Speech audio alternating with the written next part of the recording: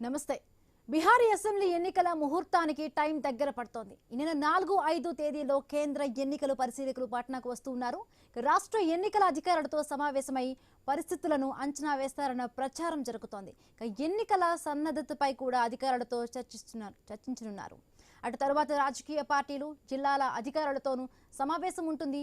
పరిశీలకుల team Patna నుంచి ఢిల్లీకి వెళ్లి ప్రధాన ఎన్నికల అధికారికి రిపోర్ట్ ఇచ్చిన తర్వాత ఏ రోజైనా అసెంబ్లీ ఎన్నికలకు షెడ్యూల్ వస్తుందన్న ప్రచారం జరుగుతోంది. ఇప్పటికే ఈసీ ఫైనల్ ఓటర్ల లిస్టును ప్రకటించింది. జూన్లో ప్రకటించిన లిస్టులో 7.90 కోట్ల ఓటర్లున్నారు. ఆ తర్వాత ఆగస్టులో విడుదల చేసిన ముసాయిదాలు 7.24 కోట్లకు తగ్గాయి. సెప్టెంబర్ 30న ప్రకటించిన ఫైనల్ లిస్టులో మాత్రం 7.42 కోట్లుగా లిస్టు ప్రకటించింది. అయితే ఓటర్ల జాబితాపై బీహార్లో పెద్ద గందరగోళమే జరిగింది. ఎస్ఐఆర్పై విపక్షం ఎన్ని నిరసనలు వ్యక్తం చేసినా వెనక్కి తగ్గని ఈసీ ఫైనల్ లిస్టును ఖరారు చేసింది.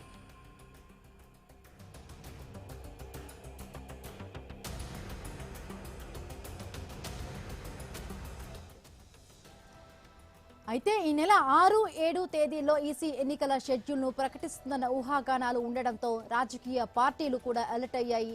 అధికార కూటమి చివరి క్షణంలో చేయాల్సిన పనులన్నింటినీ పూర్తి చేస్తున్నారు. ప్రజలను ప్రసన్నం చేసుకునే ప్రయత్నం చేస్తోంది అధికార కూటమి. ఇక ప్రతిపక్షంగా ఉన్న ఇండీ కూటమి కూడా జోరుగా ప్రజల్లోకి వెళుతోంది. ఇప్పటికే 2 రౌండ్లను పూర్తి చేసిన ఇండీ కూటమి పార్టీలు అభ్యర్థుల వేట, సీట్ల పంపకాలపై ఫోకస్ పెట్టాయి.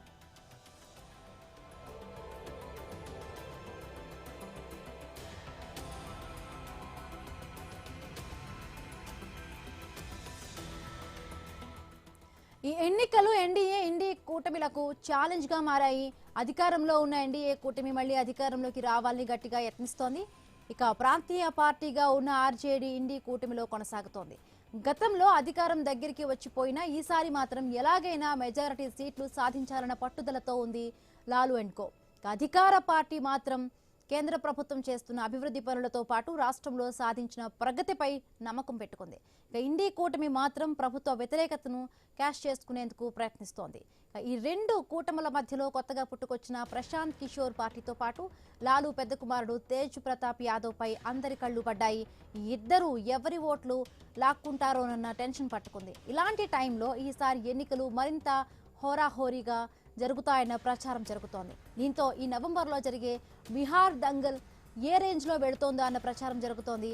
ఇప్పటి వరకు 2 కూటములు చెమటోడ్చిన ముందు ఎవరిపై చేయి సాధిస్తారు, మళ్ళీ ఎన్డీఏ అధికారం దక్కించుకుంటుందా, ఇండీ కూటమి సత్తా చాటుతుందా, పీకే తేజ్లు ఎవరి కొంపకు ఎసురు పెడతారు, ఇవే అంశాలు ఇప్పుడు హాట్ టాపిక్ గా నిలుస్తూ ఉన్నాయి. రైట్, ఈ సంబంధించి మనం మాట్లాడే ప్రయత్నం చేద్దాం. రైట్, డిబేట్లో మనతో పాటు జాయిన్ అయ్యారు షేక్ బాజీ, కాంగ్రెస్ అధికార ప్రతినిధి, అలాగే పెద్దిరెడ్డి రవికిరణ్ గారు, బీజేపీ అధికార ప్రతినిధి. నమస్తే అండి, వెల్కమ్ టు డిబేట్. ముందుగా షేక్ బాజీ గారు, చూసినట్టు బీహార్ అసెంబ్లీ ఎన్నికలు అంటే ముఖ్యంగా 2 మేజర్ పార్టీల అలయన్స్ లో భాగంగా కూడా జరుగుతోంది. సో ఇక్కడ మెయిన్ గా ఫోకస్ చేస్తుంది అలయన్స్ మీద అంటే కులాలు, అభివృద్ధి, అక్రమ వలసలు చుట్టూ కూడా స్ట్రాటజీగా ఉన్నాయి. ముఖ్యంగా కూడా యాంటీ ఇంకంపెన్సీ కూడా స్టార్ట్ అయింది. సో 20 ఏళ్ల పాలనపై కూడా చాలా వరకు జేడీయూ నితీష్ కుమార్ ప్రభుత్వ పాలనపై కూడా 20 ఏళ్లుగా ఉన్న అసంతృప్తి చాలా వరకు ఉంది. అక్కడ కొత్తగా కూడా మొత్తంగా 80 మంది ఎమ్మెల్యేలను కూడా అక్కడ మార్చడం జరిగింది. సో ఇదంతా, ఈ స్ట్రాటజీ అంతా కూడా ఎట్లా వర్కౌట్ అవుతుంది, ఇవన్నీ కూడా అంటే ఎన్డీఏ ప్రభుత్వానికి ఏమైనా మైనస్ ప్లస్ ఏ విధంగా ఉండొచ్చా, ఎట్లా ఉండబోవచ్చు అండి వీళ్ళ స్ట్రాటజీ? ఏం లేదమ్మా, రేపు బీహార్లో జరగబోయే ఎన్నికల్లో మహాకూటమి మహాదిగ్బంధం ఘటన అన్నదే విజయం సాధించబోతుంది. మహాకూటమి ఇప్పటికే ఏంటంటే సర్వేలు ఏ ప్రకారం ఉన్నప్పటికీ కూడా ఇప్పుడు సర్వేలు చాలా ముందు, చాలా అడ్వాన్స్డ్ సర్వేస్, ఈ సర్వేస్కి ఏదైతే 1-2 సర్వేస్ వచ్చినాయో వాటిని మనం పరిగణలోకి తీసుకోవాల్సిన అవసరం లేదు. ఎందుకంటే ఇవాళ నితీష్ కుమార్ ప్రభుత్వం టోటల్గా బీహార్ అభివృద్ధిలో ఫెయిల్ అయిపోయింది. ఒక పక్క నిరుద్యోగం, మరి అనేక మంది, లక్షలాది మంది మరి యువత, మరి మహిళలు వలస వెళ్లి వేరే దేశమంతా కూడా అనేక రాష్ట్రాల్లో పన్నిపాట చేసుకునే పరిస్థితికి వెళ్ళిపోయారు. అట్లాగే వాళ్ళ ఓట్లు దాదాపు 65 లక్షల ఓట్లు తీసేశారు, ఏదైతే పర్మనెంట్ గా వాళ్ళు వలస వెళ్ళారనే నెపంతో. ఎందుకంటే సాధారణంగా ఈ బీహారు సంబంధించిన కూలీలు దేశంలో ప్రతి రాష్ట్రంలో కూడా వాళ్ళు కార్మికులుగా కానివ్వండి, లేకపోతే అసంఘటిత కార్మిక రంగంలో కానివ్వండి పనిచేస్తూ ఉన్నారు. వాళ్ళు తిరిగి ఎలక్షన్స్ ఏమైనా వస్తే మళ్ళీ తిరిగి వాళ్ళ రాష్ట్రానికి పోయి ఓటేసి వచ్చే సంప్రదాయం ఉంది. అలాంటిది వాళ్ళ ఓట్లను మొత్తం తీసేసేసరికి చాలా మరి రాష్ట్రం అంతా కూడా ఇది చాలా ఒక ఆ, ఆందోళనకరమైన పరిస్థితుల్లో ఓటర్లు బీహార్ ప్రజలు ఉన్నారు. అట్లాగే ఏంటంటే నితీష్ కుమార్ గారు 20 ఏళ్ల పరిపాలనలో పట్ల విసిగిపోయారు. ఆయన వేళ అనేక పెద్ద ఎత్తున అవినీతి ఆరోపణలు వెల్లువెత్తుతా ఉన్నాయి.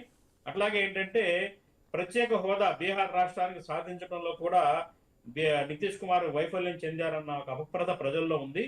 ఇంతేకాకుండా మరి ఓబీసీ రిజర్వేషన్స్ విషయంలో కూడా కేంద్రాన్ని ఒప్పించి మరి 65% వరకు రిజర్వేషన్స్ తీసుకెళ్తామని ప్రామిస్ చేసి ప్రయత్నం చేసి ఫెయిల్ అయిపోయారు. ఇట్లా అనేక కారణాలండి, నిరుద్యోగము. అట్లాగే ఇప్పుడు చివరిలో ఏంటంటే ఎన్నికల ముందు మహిళలకు ఏదో 10,000 ఇస్తామని చెప్పేసి ఆయన ప్రామిస్ చేసింది కూడా ప్రజలందరూ కూడా అని నవ్వుకుంటా ఉన్నారు, యావగించుకుంటా ఉన్నారు. ఎన్నికల కోసం ఇట్లాంటి హామీలు చేశాడు, ఇప్పటి వరకు ఏం చేశాడు ఈయన అని చెప్పేసి. టోటల్ గా ఏంటంటే నితీష్ కుమార్ బీజేపీకి ఒక ఐరన్ లెగ్ లాంటిగా తయారైపోయాడు. నితీష్ కుమార్ వల్లే బీజేపీ అలయన్స్ ఎన్డీఏ ఓడిపోబోతుంది బీహార్ రాష్ట్రంలో. ఖచ్చితంగా మహాకూటమి ఖచ్చితంగా గెలిచి తీరుతుంది, ప్రభుత్వాన్ని ఏర్పాటు చేస్తుందండి. ఎందుకంటే ప్రజలందరూ కూడా తేజస్వి యాదవ్ మీద చాలా విశ్వాసంతో ఉన్నారు. అతను ఎక్కడికి వెళ్ళినా కానీ బ్రహ్మరథం పడతా ఉన్నారు. అట్లాగే బీజేపీ ఓటు చోరీ ఏదైతే చేసి వివిధ రాష్ట్రాల్లో గెలుస్తుందని రాహుల్ గాంధీ గారు చేసిన ప్రచారం ప్రజల్లోకి బాగా వెళ్ళింది.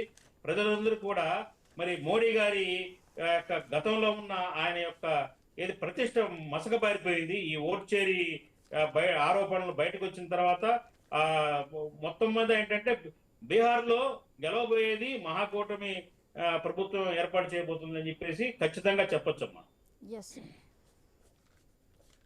రైట్. పెద్దిరెడ్డి రవికిరణ్ గారు, రైట్, మహాగఠబంధన్ అంటే లాస్ట్ ఎలక్షన్స్లో అంటే 17 చోట్లలో చాలా నేరో మార్జిన్లో కూడా ఓడిపోయింది. అంటే ఓట్ చోరీకి ఇప్పటికే కూడా చాలా వరకు విమర్శలు చేస్తున్న పరిస్థితి మనం చూసామంటే ప్రధానమంత్రి కూడా ఎక్కువగా ప్రధానంగా కూడా దీని గురించే మాట్లాడుతున్నారు. అంటే అక్రమ వలసలకు సంబంధించి కూడా ఆయన దీన్ని ఒక టార్గెట్గా చూసి ప్రధానంగా ఇదే ప్రచారం చేస్తూ ఉన్నారు.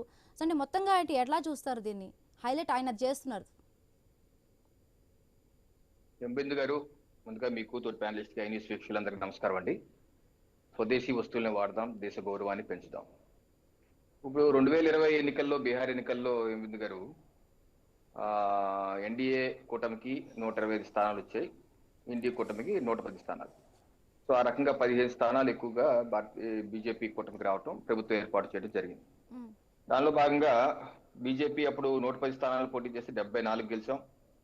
అలాగే జేడీయూ 115 స్థానాలు పోటీ చేస్తే 43 గెలిచాం. కాంగ్రెస్ పార్టీ 70 స్థానాలు పోటీ చేసి 19 గెలిచింది. ఆర్జేడీ 144 స్థానాలు పోటీ చేసి 75 గెలిచింది. సో ఈ రకంగా అప్పటి గణాంకాలు ఉన్నాయి. అయితే బీహార్లో ఎంబిందు గారు మనకి ఎలాగైతే కోస్తాంధ్ర, ఉత్తరాంధ్ర, ఇలా రాయలసీమ ఉన్నాయి, అలాగే బీహార్లో కూడా మిథిలాంచల్, సీమాంచల్, చంపారన్, భోజ్పూర్, మగధ్, అంగ్ ఇటువంటి ప్రాంతాలు ఉన్నాయి. ఈ యొక్క ప్రాంతాల్లో కొన్ని ప్రాంతాలకి కొన్ని కూటమికి పట్టు, కొన్ని కూటమికి కొంచెం స్వల్ప పట్టు ఉంటుంది. ఉదాహరణకి మగధ, భోజ్పూర్ ప్రాంతాల్లో ఇండి కూటమికి కొంచెం పట్టు ఉంటుంది. గత ఎన్నికల్లో కొంచెం ఎక్కువ సీట్లు వచ్చాయి. బట్ ఇప్పుడు పరిస్థితి ఎలా ఉందంటే 5 సంవత్సరాల యొక్క ఈ పరిపాలనలో అండి, క్షేత్రస్థాయిలో గ్రామాన ఏది ఇండి కూటమి అభ్యర్థులు కాంగ్రెస్ పార్టీ గెలిచిన నియోజకవర్గాల్లో కూడా పరిస్థితులు ఎలా ఉన్నాయంటే, క్షేత్రస్థాయిలో సంక్షేమ అభివృద్ధి కార్యక్రమాలు పేద బడుగు బలహీన వర్గాలకి పుష్కలంగా చేరాయి హేమంత్ గారు. ఉదాహరణకి ప్రధానమంత్రి ఆవాస్ యోజన, ఇల్లు అన్నది చాలా అందరికీ మనసుకి చాలా ఇష్టమైనటువంటి అంశం. బీహార్లో ఎలా ఉంది, నేను బీహార్ కూడా 15 ఏళ్ల క్రితం 2 సార్లు వెళ్ళాను, కూడా చూశాను. ప్రాంతం అత్యంత వెనుకబడిన ప్రాంతం. కనీసం గోడలకి ప్లాస్టింగ్ కూడా చాలా ఇళ్ళ గ్రామాల్లో ప్లాస్టింగ్ కూడా ఉండదు. గోడలకి ప్లాస్టింగ్ జస్ట్ బ్రిక్ తల కట్టేసి పెడతారు, అంత పేదరికం. అలాంటి ప్రాంతాల్లో ఈ రోజు పక్కా ఇల్లు కనపడుతున్నాయి. పక్కా ఇల్లు ప్రధానమంత్రి ఆవాస్ యోజన కేంద్ర ప్రభుత్వం ద్వారా ఇచ్చినటువంటి నిధులతో అక్కడ ఇల్లు నిర్మాణాలు పూర్తిగా కనబడతాయి. అలాగే నీళ్ల విషయంలో కూడా అండి, నేను ప్రత్యక్షంగా చూశాను. కొండపైన కొండ పెట్టుకుని నీళ్లు తీసుకునే పరిస్థితులు బీహార్లో చాలా ఎక్కువగా ఉంటాయి. అలాంటిది ఈసారి జల్ జీవన్ మిషన్, అందరికీ కుళాయి కనెక్షన్ పథకం మీద కేంద్ర ప్రభుత్వం ఇచ్చిన పథకం ద్వారా ప్రతి గ్రామంలో ఓవర్ ట్యాంక్ కట్టడం, ప్రతి ఇంటికి కుళాయి కనెక్షన్ రావడం. ఆ రకంగా పేదలకి అత్యంత ఇబ్బందికరమైనటువంటి ఇల్లు, నీరు, అలాగే మౌలిక వసతులు, రోడ్లు, సీసీ రోడ్లు డ్రైనేజ్ వ్యవస్థ. గ్రామాల్లో ఇది పుష్కలమైనటువంటి కంటికి కనపడేటువంటి మార్పు కనపడింది. దాంతో ప్రజల్లో ఒక భావన, ఇది ఎన్డీఏ పార్టీ గెలిచిన నియోజకవర్గమే కాదు, ఇండి కూటమిలో గెలిచినటువంటి ఆర్జేడీ నియోజకవర్గాల్లో కూడా ప్రజలు సానుకూలత ఎన్డీఏ కూటమి వైపు చూపిస్తున్నారు. పైపెచ్చు ఇండి కూటమి, కాంగ్రెస్, ఆర్జేడీ యొక్క కరప్షన్, అక్కడ ఉన్న ఎమ్మెల్యేల కరప్షన్ కూడా వాళ్ళకి మింగుడు పట్టలేదు. సో ఈ నేపథ్యంలో తప్పనిసరిగా ప్రధానమంత్రి నరేంద్ర మోడీ గారి నాయకత్వం, నితీష్ కుమార్ గారి రాష్ట్ర నాయకత్వం, మరోసారి ముఖ్యమంత్రిగా నితీష్ కుమార్ గారు అని చెప్పి ముందే చెప్తాం. ఈ యొక్క నేపథ్యం, వారి యొక్క సుపరిపాలన, అలాగే గతంలో ఆర్జేడీ యొక్క పాలన జంగిల్ రాజ్. అసలు 6 దాటితే మగాళ్ళు కూడా బయట తిరగలేని పరిస్థితి. నేను యాక్చువల్ గా 2008లో మా ఫ్రెండ్ ఒక అతను బీహార్ వెళ్ళారు, నా కొలీగ్ అనమాట. బీహార్ వెళ్తే అతను గన్మెన్లు ఇచ్చారు. నేను ఆశ్చర్యపోయిన ఆ రోజు అడిగి, నీకు గన్మెన్ ఏంటి అంటే, అక్కడ 6 దాటి కిడ్నాప్ చేస్తారు, అందుకే నా వెనకాల 2 గన్మెన్లు పెట్టారని చెప్పాను. అటువంటి పరిస్థితి జేడీయూ పరిపాలనలో, లాలూ ప్రసాద్ యాదవ్ గారి పరిపాలనలో ఆ రకంగా ఉండేది. ఇప్పుడు ఆ పరిస్థితి లేదు. పకడ్బందీ అమ్మాయిలు కూడా ఎత్తుకెళ్ళిపోయే పరిస్థితి. అటువంటి గోండారాజు ఉండేది. ఆర్జేడీ అంటే గోండారాజ్, కరప్షన్. వాళ్ళ జంగిల్ రాజ్ అంటున్నారు. ఇప్పుడు ఈ ప్రభుత్వాన్ని కరప్టెడ్ ప్రభుత్వాన్ని కూడా వాళ్ళు అంటున్నారు. అది వాళ్ళ రాజకీయ ఆరోపణ. దాంట్లో ఎటువంటి నిజం లేదు. అంటే యువత నుంచి పెద్ద ఎత్తుగా ఉద్యోగాలు, విద్య, ఇవన్నీ అవకాశాలు యువత నుంచి కూడా పెద్ద ఎత్తున అక్కడ కూడా ఒక రకమైన అభిప్రాయాలు వ్యక్తం అవుతూ ఉన్నాయి. అక్రమ వలసలు, రాజకీయాలు, ఇవన్నీ కూడా ఆరోపణలు చేస్తున్నారు వీళ్ళు కూడా. ఈ గూండారాజు అనేక రాజకీయ ఆరోపణలు చేస్తారు కదా. ఈ ఆరోపణలు చేయటం సహజం, నితీష్ కుమార్ రాజకీయ ఆరోపణలు సహజం. కానీ క్షేత్రస్థాయిలో పరిస్థితులు మధ్యలో రావద్దండి. మీ టైం వచ్చినా మీరు మాట్లాడండి. అనేది ఏంటంటే, రాజకీయ ఆరోపణలు చేస్తారు. ఇప్పుడు ఈ రోజు అక్కడ అక్రమ వలసదారులు ఇది ఓట్ చోరీ కార్యక్రమం యాత్ర పెట్టారు రాహుల్ గాంధీ, అట్టర్ ఫ్లాప్ యాత్ర చేశారు. ఆయన వాదన ఏంటి? ఆయన యాత్రలో వీళ్ళ గ్రామాల్లో మహిళలు పిలిచారు, అడిగారు, నీ కూడా నా ఓటు తొలగించేశారు, నా ఓటు లేదండి ఆవిడ. ఇలా చూస్తే సాయంత్రం ఆవిడే చెప్పింది, నా ఓటు ఉంది, నేను తప్పుగా చూసుకున్నాను, నా కాంగ్రెస్ నన్ను తప్పుగా చెప్పన్నాడు, చెప్పాను, ఇదిగో నా ఓటు ఇక్కడ ఉందని. అలాగే రాహుల్ గాంధీ ఒక గ్రామానికి మొత్తం ఒకే డోర్ నెంబర్ మీద 1000 ఓట్లు ఉన్నాయి, ఇది ఓట్ చోర్ అన్నారు. చూస్తే ఆ గ్రామంలో అన్ని డోర్ నెంబర్లకి నెంబర్ లేవు, అన్నిటికీ జీరోనే. ఆ గ్రామంలో అందరూ వీడియోలు పెట్టారు బయట. మాకి ఈ 30 ఏళ్ళు 40 ఏళ్ళుగా మా గ్రామానికి ప్రతి ఇంటికి ఒక ఇంటికి కూడా నెంబర్ లేదు, అందరూ జీరోనే, అందుకే ఉన్నాయి, మమ్మల్ని ఓట్ చోర్ అంటారండి. ఓట్ చోర్ ఎవరో తెలుసా? ఏదైతే రాహుల్ గాంధీ గారి తల్లి గారు, ఆవిడ ఓటు ఎప్పుడు తీసుకున్నారు తెలుసా? ఇక్కడ 1980లో సఫ్దర్జంగ్ రోడ్ లో ఇదేంటి మన సోనియా గాంధీ గారు ఓటు తీసుకున్నారు. ఇదిగోని ఓటు, అది పోలింగ్ బూత్ నెంబరు 145. అయితే ఆవిడ భారత పౌరసత్వం తీసుకుని ఎప్పుడు తెలుసా? 1983. ఇది ఆవిడ భారత పౌరసత్వం. ఇది ఇక్కడ రాసింది ఆవిడ పేరు, యాంటోనియో మైనో గాంధీ ఆవిడ పేరు. అప్పుడు పౌరసత్వం తీసుకున్నారు. పౌరసత్వం రాకముందే ఓటు తీసుకున్నారు ఓటు చోరులు. అలాగే వాళ్ళ పార్టీ జాతీయ స్పోక్స్ పర్సన్ పవన్ ఖేరా, ఇదిగో చూడండి, పవన్ ఖేరాకి ఎన్ని ఓట్లు ఉన్నాయి చూడండి ఢిల్లీలో. ఇది booth number assembly 40, New Delhi part 78, Kakanagar serial number 820. ఇక్కడ ఓటుంది పవన్ ఖేరాకి. అలాగే ఆయనకి 41 Jangpura part 28, Nizamuddin east serial number 929. Pavan ఖేరాకి 2 ఓట్లు ఉన్నాయి ఢిల్లీలో. ఓట్ చోరు ఎవరో ఇప్పుడు కాంగ్రెస్ పార్టీ దొంగ అంటూ మొదలు పెడుతున్నారు. సో ఇది అటర్ ఫ్లాప్ షో చేసి అర్థం పడతలేదు. ఇది గుస్పైటో బచావో యాత్ర, అది ఓట్ చోరీ కాదు. గుస్పైటో మన ఇన్ఫిల్ట్రేటర్స్ ని అక్రమ బంధాలను కాపాడి యాత్ర చేశారు. కానీ అక్కడ నిజంగా సమస్య ఉంటే ఎవరు బయట రాలేదే, ప్రజలెవరు బయటకు వచ్చి మా ఓట్లు పోలేదు. కాంగ్రెస్ పార్టీ ఒక్క కంప్లైంట్ కూడా చేయలేదు. ఏమంది గారు, కాంగ్రెస్ పార్టీ అఫీషియల్ గా ఏదో మైకిల్ ముందు ఏదో మాట్లాడడం కాదు, అఫీషియల్ గా ఒక్క కంప్లైంట్ లేదు కాంగ్రెస్ పార్టీ. సో వాళ్ళు చేసేది అనవసరమైన యాత్ర, అందుకని అట్టర్ ఫ్లాప్ షో అయింది. అంటే రవికిరణ్ గారికి 3వ పార్టీగా కూడా జనసురాజ్ పార్టీ పీకే ప్రశాంత్ కిషోర్ కూడా ఫస్ట్ టైం ఆయన కూడా చేసిన 3వ పార్టీగా కూడా అవతరించబోతోంది. సో ఆయన కూడా ఒక 10 నుంచి 12 సీట్ల వరకు కూడా ఓట్ షోరింగ్ అంటున్నారు, అంటే మొత్తం ఈ పోల్స్ బట్టి కూడా.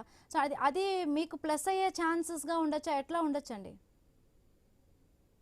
అంటే 2020కి ఇప్పటికి కొన్ని తేడాలు వచ్చినాయి. ఒకటేంటంటే లాలూ ప్రసాద్ యాదవ్ కుటుంబ పార్టీ ఆర్జేడీ పెద్ద కొడుకు తేజ్ ప్రతాప్ యాదవ్, ఆ పెద్ద కొడుకు ఇప్పుడు బయటకు వచ్చేసి వేరే పార్టీ పెట్టుకున్నారు.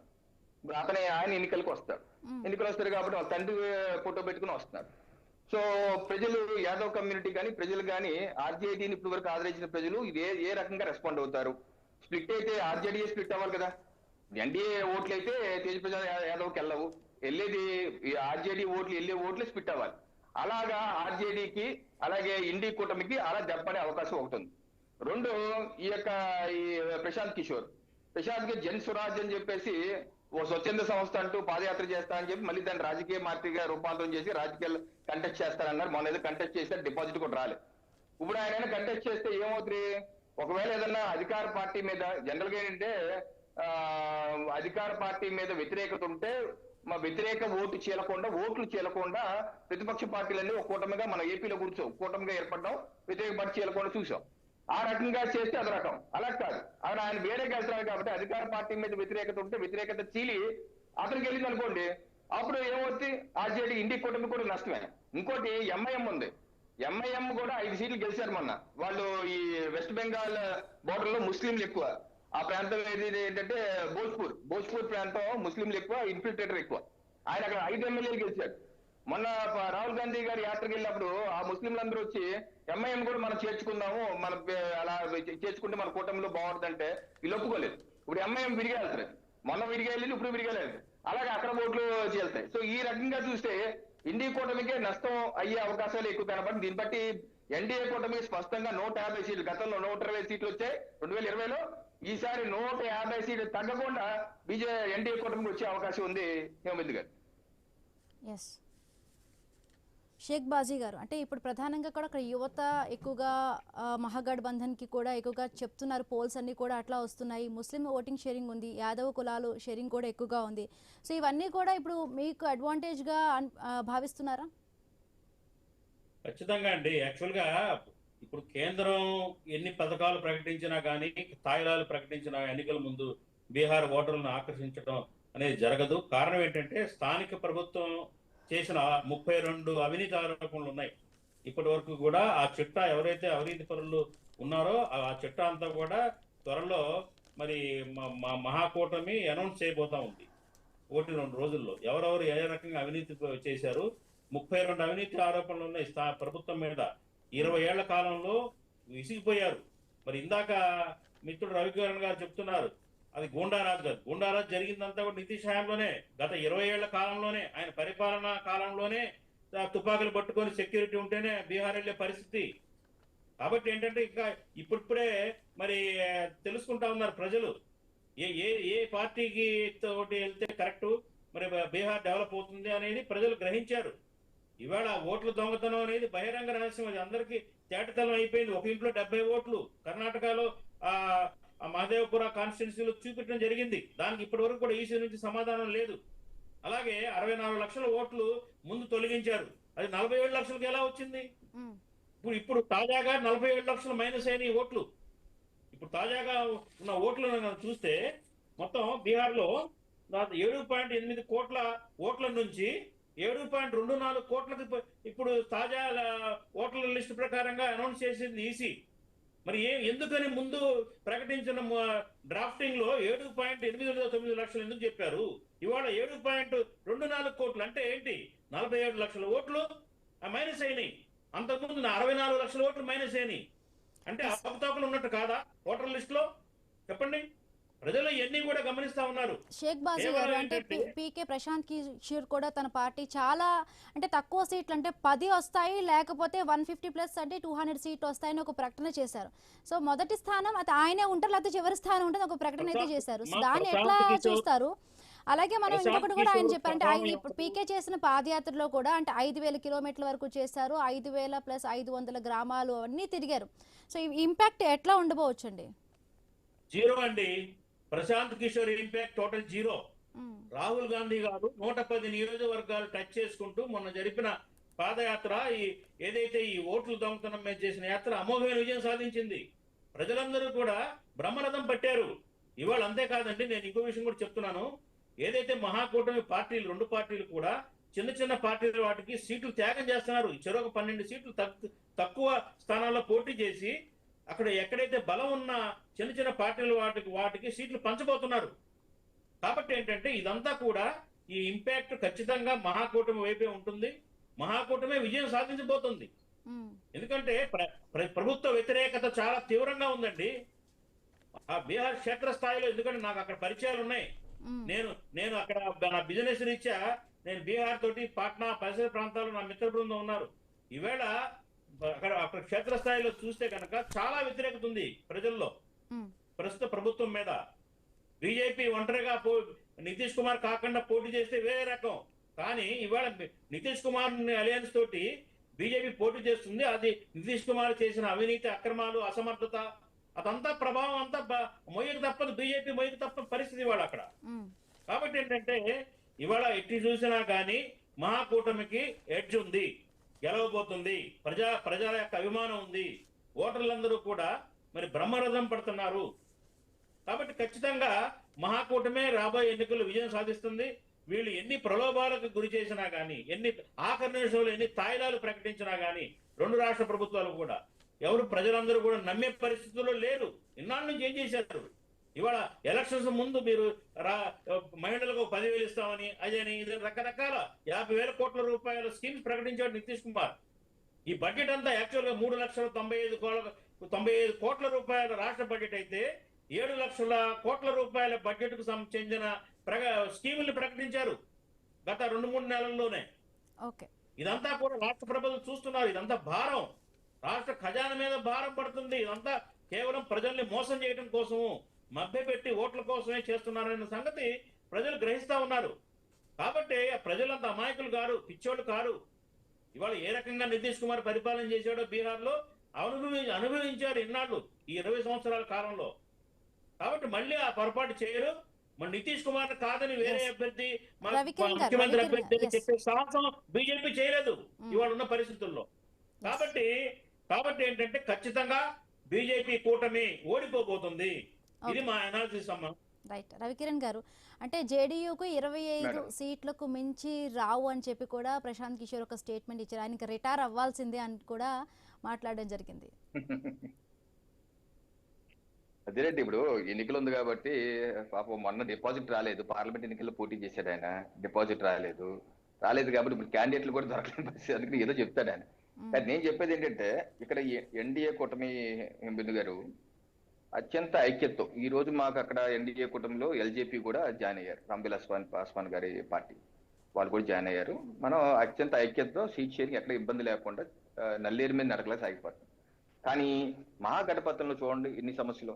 ఇప్పుడు ఓటర్ అధికారి యాత్ర అని రాహుల్ గాంధీ గారు చేసినప్పటికీ పక్కన ఉన్న తేజస్వి యాదవ్ గారిని కనీసం ముఖ్యమంత్రి అభ్యర్థిగా ప్రకటించలేని పరిస్థితి.